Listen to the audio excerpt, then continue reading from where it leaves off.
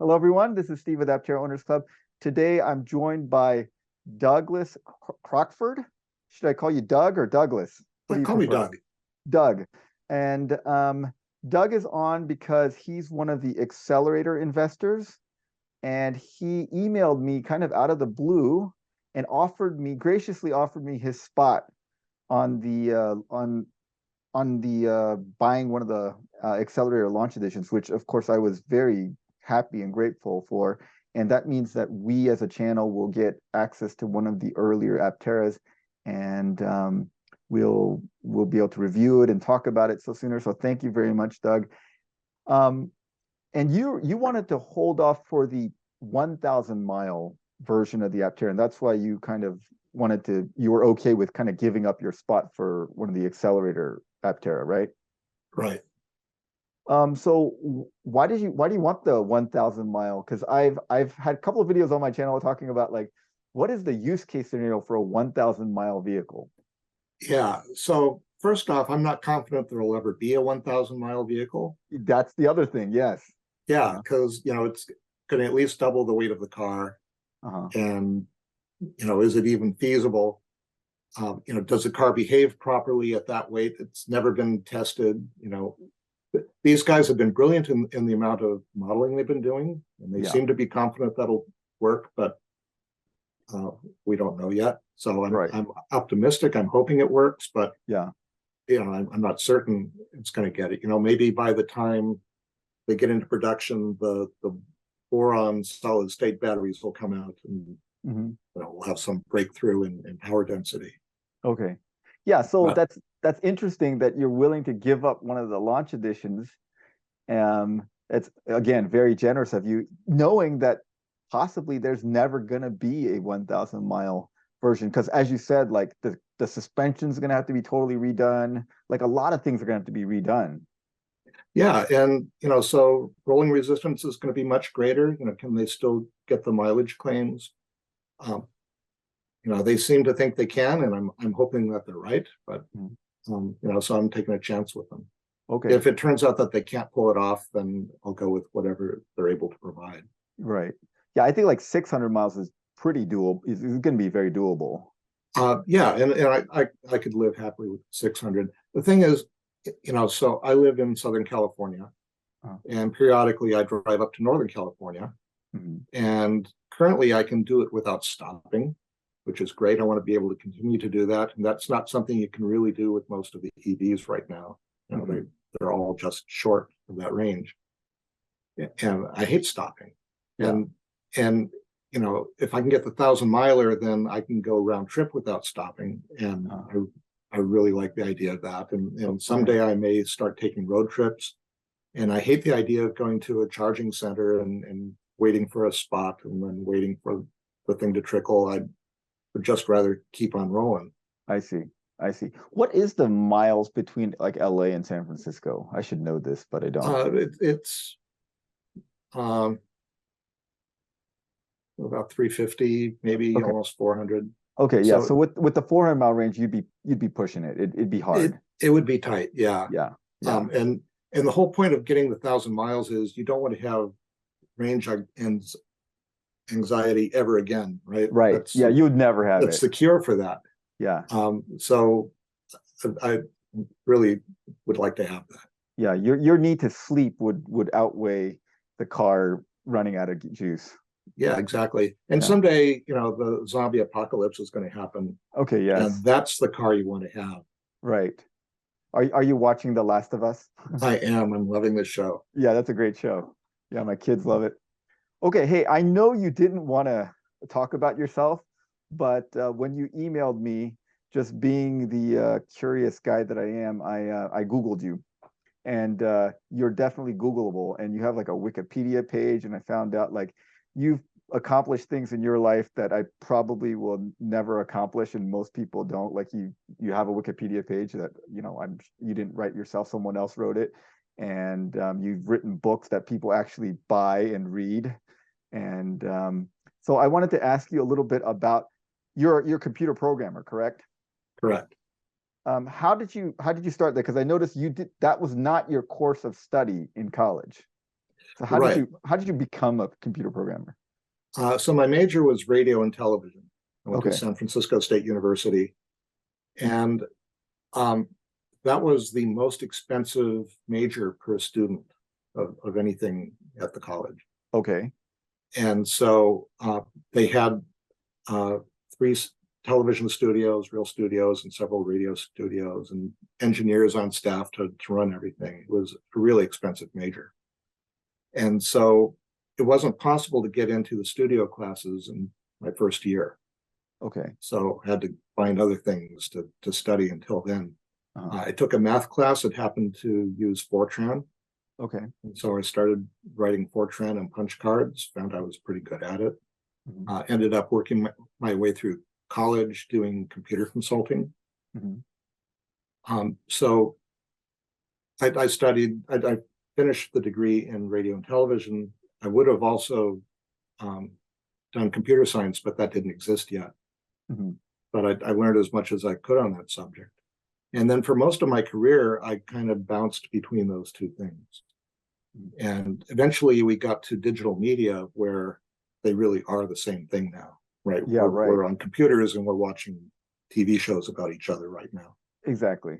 And I saw that coming, Okay. decades before it happened. So really, because like that's a jump. Well, sorry to bother you, interrupt here, but like when you like in the 90s even, bandwidth was so slow that like if someone told me something like YouTube was going to exist in the 90s, I would have told them that they were crazy because there's no way that it's going to support the bandwidth, the storage needs. It's still actually mind-boggling to me that it works. But you saw that coming in the 70s and 80s? Yeah, the first paper I wrote for my first television class, it was a classroom class, was about television and computers. I did a bunch of reading, and they had more in common than just vacuum tubes at the time. I thought that they're actually going to merge. And I wrote the paper on punch cards and got a printout and handed in the printout. Mm-hmm. Okay. And you just saw the increase in bandwidth and storage capacity. You saw that as an inevitability. Yeah. So we got Moore's law, and that would give you a prediction of when we were going to get the price performance we needed for any particular feature. Mm-hmm. And then you just plot, when is something going to become possible? Mm-hmm. And it was very frustrating for many years. Like for a while, I was at Atari, and we wanted to do first-person computer graphics on our 8-bit computers, and they just couldn't do it. Yeah. But we would figure out how to cheat and avoid doing almost all of the computation, but get something that looked like 3D. Mm-hmm. Right. And so that was the best we could do at the time. We knew what we really wanted to do, and we knew it was impossible, but we also knew that it was inevitable. Right. If we could just stay at it long enough. I see. And then you started a couple of companies, right? There was like a electric communities or electric communities, right? What is that? What was that? We were designing a secure distributed framework for allowing people to socialize and conduct commerce in the internet. Okay. We started before the web became a thing. Okay. And about what year was that? Early 90s. Okay, early 90s. Okay.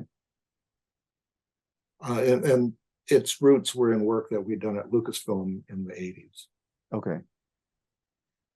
And so our plan was that everybody would have their own machines, and all the machines would interact, and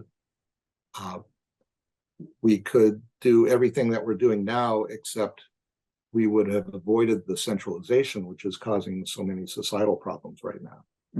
Okay. Okay. So it's a distributed thing, but it kind of just kind of petered out. No, we were, you've probably heard this phrase before, ahead of our times. Right. Yeah. So we couldn't figure out how to make money at it. Well, like everybody who went into internet software, it was like, well, we're going to do all these things and money will come in, but it never came in the only thing that worked was advertising. Right. Right. Advertising is the last hope of the damned. Right. Okay. So we tried to get into advertising, and we were too early for that. Advertisers were uncomfortable about putting user-generated content next to their messages and their brands. They were afraid, what if someone goes in this place and says terrible things about us? We don't want that to happen, first off, and we definitely don't want to be paying for it when it happens. Right. Since then, the advertisers have gotten used to it, but right. At the time, it was a non-starter. Got it. Got it. Yeah, because I mean, that's what YouTube's business model is completely, is advertisers advertising on created content.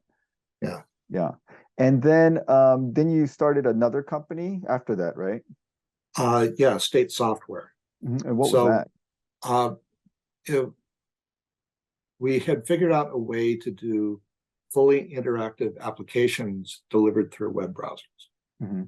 So we developed a server, we developed a JavaScript library, which could do things that look like desktop applications, except it would do it in a web browser, so that you could just go to a URL and suddenly you're in an application. For a while, that was called Ajax, and it was called single page applications. But we were doing that in 2001. Right. That's kind of like the whole Chrome model. But yeah, exactly. Like way ahead of it. Yeah. Yeah. So we thought we were right on time that time, but it turned out we were still about 5 years too early. Yeah, still ahead of your time. Yeah. And then you were the creator of JSON or Json or JSON. Yeah, I call it Json. Most people call it JSON. It's JavaScript object notation. I'm not a programmer at all. Like, what is that? It's a textual data format for putting data on the wire. It's easily understood by programs written in any language. So there have been schemes for exchanging data between languages or between programs written in the same language, and for very rigid standards for defining like the number of bits per field and that kind of stuff. But there didn't exist anything that was adequate that could allow casual interaction in programs written in different languages. So Json solves that problem. I see. So is that the thing that you would say that in your career you're the most proud of or most well known for? Is it your book? Or is it something else? Oh, Json has definitely had the biggest impact. It's an international standard now. Right.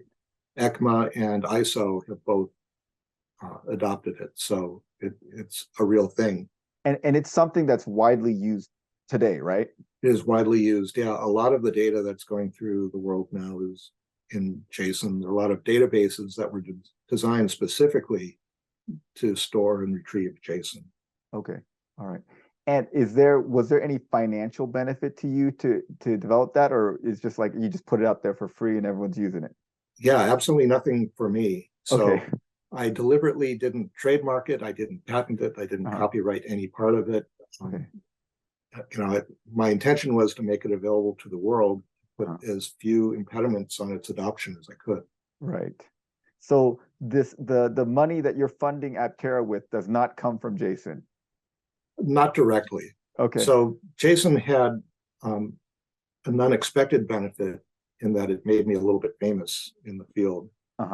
And so there were companies who hired me, I think based on that reputation, and who took very, very good care of me. I see.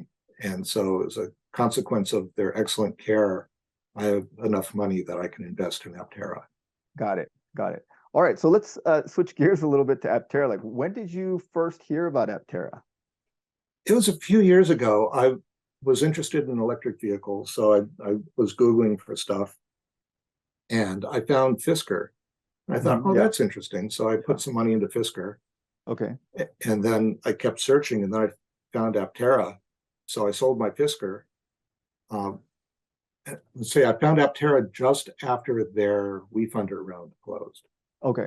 So I missed that one, and I was very disappointed to have missed it. Okay.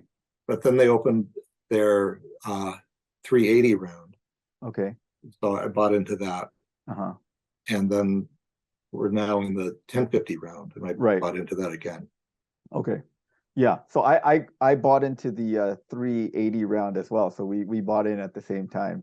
So you didn't know about Aptera in their first iteration back in like 2009. No, I completely missed that.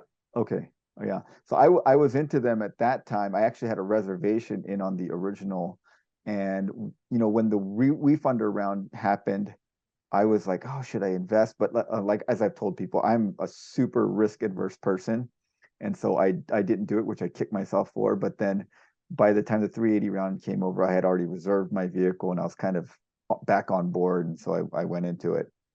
Okay, so what about Aptera? What did you like about it?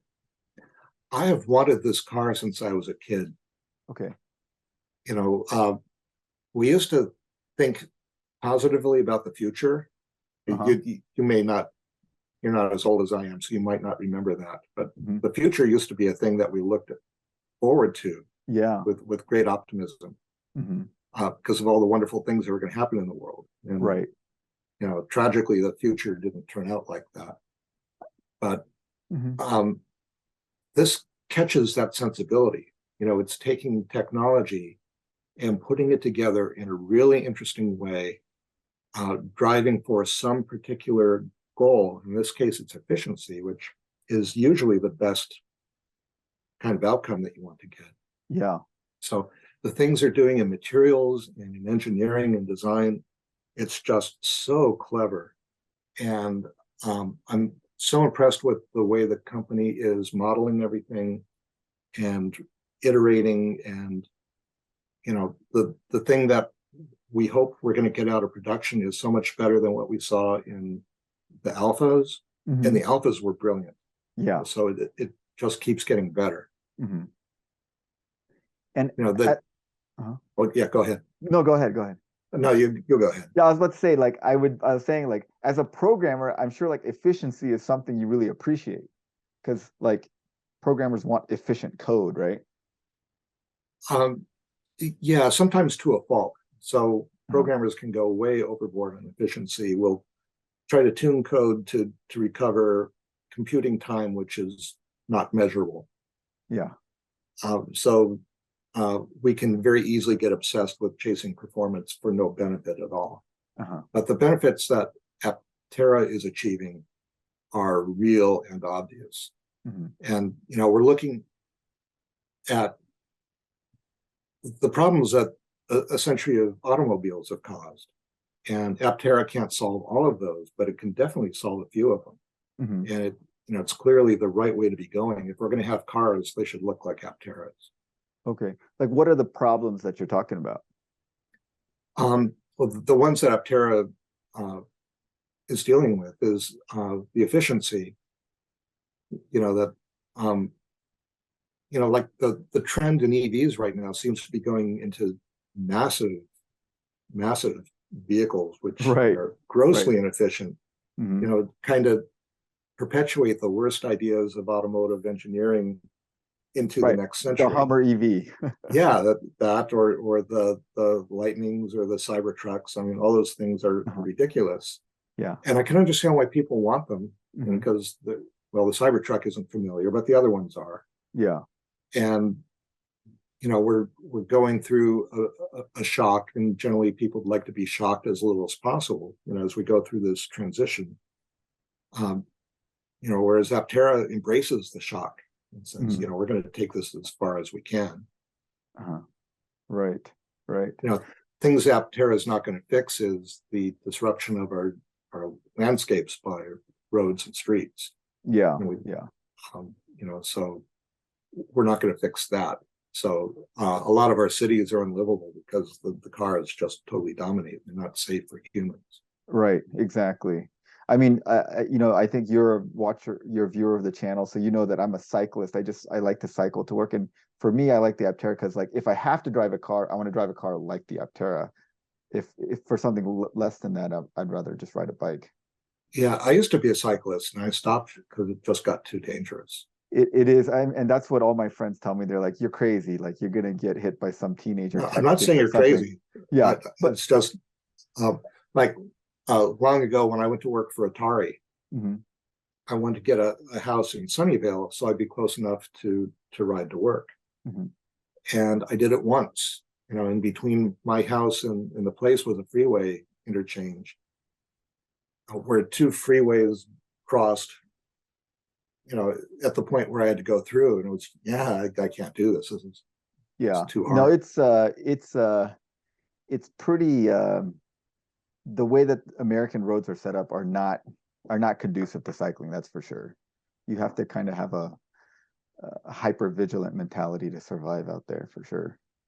So and then did you decided to invest right away as soon as you heard about Aptera then? Yeah, as soon as the 380 round opened, Uh-huh. I And that committed. was like pretty soon after you even found out about it. You found out about it, you read about it, you're like, I'm on board with this. Yeah, whatever the time was between the closure of the WeFunder round and the Uh-huh. opening of the 380 round, Uh-huh. that's how long I had to wait. Okay. And so when you invested, were you investing with the thought of like, I think this is a great business idea, I'm going to make money off of this, or like, this is a great idea, I just want to support it? Mostly I wanted to support it. I was Uh-huh. hoping that my investment would pay for the car. Uh-huh. That would be a nice outcome. Right. Um, Mostly I'd be happy if I could break even. Okay. All right. Now at this point, do you feel like it's less risky or more risky than when you first invested? Well, it's definitely less risky. Okay. As time goes on, the signals become clearer, right? In the beginning, there's all this potential, but it's a lot of fog, Hmm. and so you don't know what's going to happen. That's why the stock is cheaper in the beginning. Yeah. That's true for any startup, Uh-huh. right? At the beginning, it's all wishes and fantasy, and the trick is, are they going to turn it into something real and profitable by the end before they Uh-huh. run out of money? Right, right. And so as we get closer to production, I mean, the main thing, so the trap they kind of got into was they had a plan for low scale production. Hmm. Yeah. And then they got too popular and they had to figure out, we've got to go into mass production right away. Hmm. And so they completely changed the technology that they're going to use for making the cars. Yeah. And that brings in a lot of upfront costs. So they're at the point now where they can't build prototypes anymore. Hmm. They just have to go full on to production. And Right. so it means there's a lot of money they have to raise before they can take the next step. Yeah. What are But your thoughts of like their chances of raising the money that they need to get to production? I think they're good. Okay. I wouldn't put more money in if I thought they couldn't make it, Yeah, but I of think course. there's a good chance. So in my two companies, I had to go out and raise money. Yeah. And it's really hard. You have to go to Sand Hill or wherever you're going and you talk to the money. And they don't mean to be, but they're incredibly arrogant, because they got all the power. Money is on our side of the table. The groveling's on your side of the table. Uh-huh. Um, and so I have a lot of sympathy for what the guys are going through. I think Right. So you know what Steve and Chris are going through now, or you have some inclination of what they're going. I've been through that too. Yeah. Yeah, yeah, And the more radical the thing you're trying to do, yeah, the harder it is. yeah. Because um, every they're looking to get their money back with a big multiple, Right. and they want it to be obvious that the money is going to come back with a big multiple. And it turns out they're wrong 90% of the time. Hmm. But they think they've got a formula, Right. and Aptera does not fit that formula. Mm. It's just too different. But it's right. I think everything they're claiming is probably true, and I think we've seen their design for the factory, which is brilliant. You could just buy a little warehouse and put a factory in it. Hmm. Nobody builds cars like that, or Right. not since Henry Ford. Uh-huh. It's amazing. It's brilliant. Uh-huh. So you can imagine once they're ready, they can scale that up and they can put factories anywhere. Uh-huh. Um, so you can build the cars near the markets. It's just amazing. I see. Uh-huh. So I think they're going to get there. Um, They're just going to have to find, the right investors. And that's taking much more time than we would like. Yeah. But I think they're going to make it. But the fact that California came through is fantastic. So Right. at least we've got that validation. The state of California is willing to invest 21 million in this. And I hope they can find other parties that can do that as well. Yeah, yeah. Do you think that it's more likely that they get the ATVM loan, or that they find a private investor from like institutional investor or something, like someone from the Middle East or India or Europe? Well, as an investor, I'd rather they get the loan. Right. Right, because we don't get diluted. Right. But whatever it takes. I'm not in it for the money. I'm in it for the car. Right. Right. Right. So, the accelerator program, were you put in a sizable investment after the accelerator program started? Were you planning on putting more investment into them before they started the program, or when they started the program, you were like, okay, yeah, I want to put in more to, but you didn't even want the spot, basically, Well, I committed to the 1050 round before they announced the accelerator program. Okay. So I was just putting in money to double my number of shares. I see. And then they announced the accelerator round, and I thought, okay, well, I missed that, but it's okay because I don't want the launch edition. Then they sent me an email saying, "Oh, we changed the rules, and now you're in." So okay. Okay. So I now have a slot that I don't need. So I immediately wrote to you. I got you. So you had invested into them before the accelerator round. I had committed, but I hadn't delivered the money yet. I gotcha. Okay. All right. So the accelerator program announcement really didn't affect your investment in the thing.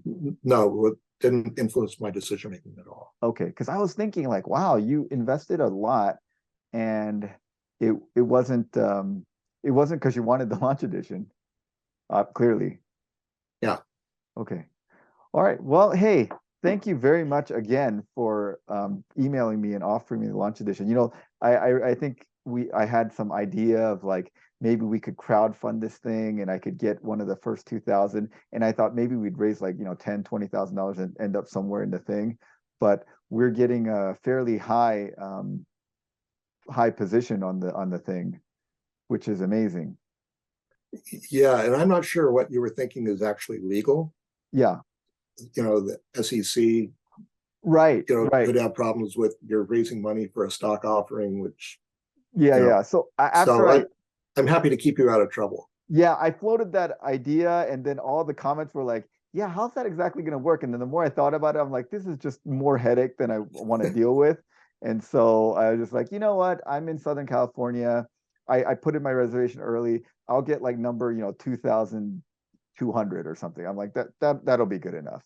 But yeah, thank you so much for offering your position. That is very, very generous of you. And I think it's going to help the community a lot just to get an early vehicle out into someplace that, we can talk about it and review it and stuff. I'm happy to. All right. And thank you again for taking the time to talk to us about this. Really appreciate it. Thank you.